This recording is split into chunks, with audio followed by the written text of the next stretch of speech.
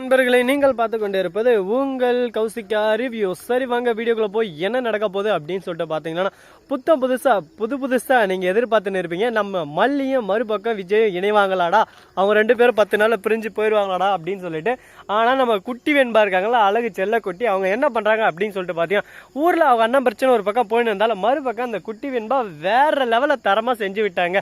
கரெக்டாக அவங்க மல்லியும் மறுபக்கம் நம்ம தலைவன் விஜய் இருக்காங்களா, 2 பேரும் ஒன்று சேர வைக்கணும் அப்படின்னு சொல்லிட்டு 2 பேரையும் விளையாடுறதுக்கு கூப்பிட்றாங்க. ஆனால் அவங்க 2 பேருமே மறுக்கிறாங்க. நீங்கள் வரல அவ்வளோதான், நான் அழுந்துருவேன், நான் சாப்பிடவே மாட்டேன்னு சொல்லிட்டு உட்காந்துடுறா. சரி உடனே 2 பேரும் வராங்க. அந்த சமயத்தில் குட்டி மல்லி என்ன பண்ணுறா அப்படின்னு சொல்லிட்டு பார்த்தீங்கன்னா, அதாவது நம்ம வெண்பா குட்டி தாங்க சொல்கிறேன் குட்டி மல்லின்னு.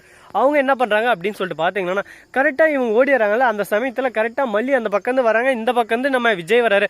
உடனே காலை வச்சா கண்டிப்பாக அவள் தான் விழுவா. அதனால காலை வைக்காமல் தலைகனியாக கரெக்டாக கீழே போடுறா. உடனே அதுக்கு மாட்டினா அப்படியே மல்லி மேலே விழுந்து அப்படியே ரவுண்டு மேலே ரவுண்டு அடிக்கிறாங்க.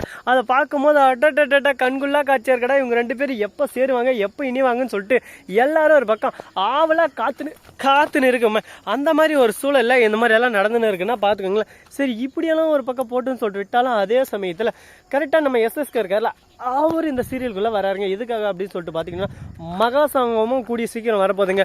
அடுத்த வீக்லே யார் யாருக்கு மகாசங்கமும் பிடிக்கும், அது இருந்தால் கரெக்டாக இருக்குமா, இல்லாமல் இருந்தால் கரெக்டாக இருக்குமா அப்படின்னு சொல்லிட்டு உங்கள் மனசுக்குள்ளே இருக்கிற கருத்தை மறக்காமல் கமெண்ட் செக்ஷனில் தெரிவித்து விட்டு போங்க. சரி இது ஒரு பக்கம் இருக்கட்டும் சொல்லிட்டு விட்டாலும் அதே சமயத்தில் மறுபக்கம் என்ன நடக்குதுன்னு சொல்லிட்டு பார்த்தீங்கன்னா, கரெக்டாக விஜய் இருக்கார்ல, வசீகரா உன் நெஞ்சு நீலே அப்படின்னு சொல்லிட்டு பாட்டை போட்டு, நான் பண்ண கேவலமாக தான் இருக்கும், அதனால தான் நான் பாடல. அந்த மாதிரி பாட்டை போட்டுட்டு வேறு லெவலில் தெறிக்க விடுறாங்க. அதை பார்த்துட்டு அப்படியே சும்மா எல்லாரும் ஒரு பக்கம் வாயடிச்சு போயிட்டு, அடடே என்னடா அருமையாக இருக்குது, இந்த மாதிரி சீரியலை கொண்டு போங்கடா, ஏன்டா இந்த மாதிரி பண்ணாமல் எப்போ பார்த்தாலும் சண்டை சச்சரவுன்னு சொல்லிட்டு கொண்டு போறீங்க அப்படின்னு சொல்லிட்டு உங்களுக்கே ஒரு பக்கம் டென்ஷன் ஆகும்னு சொல்லிட்டு எனக்கு சத்தியமாக தெரியுங்க. அந்த மாதிரி தான் ஒரு பக்கம் ரொம்பவே பிரம்மாண்டமாக போயின்னு இருக்குது. திடீர்னு ஒரு ஃபோன் கால், 2 பேரும் அதிர்ச்சி எழுந்து திக்குன்னு எழுறாங்க.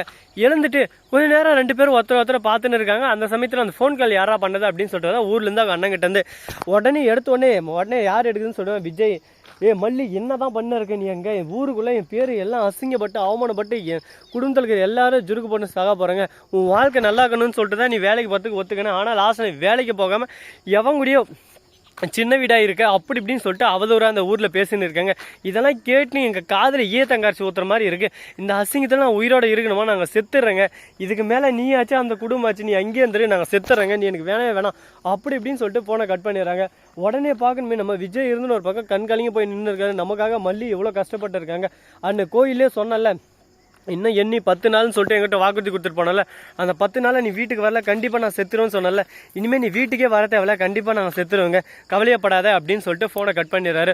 அடடா மல்லி இதனால தான் அப்படின்னா லேட் ஆச்சு, அப்படின்னா மல்லி மேலே எந்த ஒரு தப்பும் இல்லை, மல்லி நம்ம மேலே உயிராக தான் இருக்கா அப்படின்னு சொல்லிட்டு சூழ்நிலை எல்லாமே புரிஞ்சு ஒரு பக்கம் மனசு வருந்துறாரு. அடடா இப்போ வந்து என்ன பண்ணுறது. ஸோ நண்பர்களே, இந்த வீடியோ பிடிச்சிருந்தா லைக் பண்ணுங்கள், கமெண்ட் பண்ணுங்கள், ஷேர் பண்ணுங்கள், டிண்டிங் பெல்லை தட்டி விட்டு போங்க. அப்போ தான் நான் போகிற அடுத்த வீடியோ உடனுக்குடன் வரும். மிக்க நன்றி, தேங்க்ஸ் ஃபார் வாட்சிங், டாடா, see you. நன்றி வணக்கம் வந்தனம் வருக தருக. நன்றி வணக்கம் வந்தனம் வருக தருக.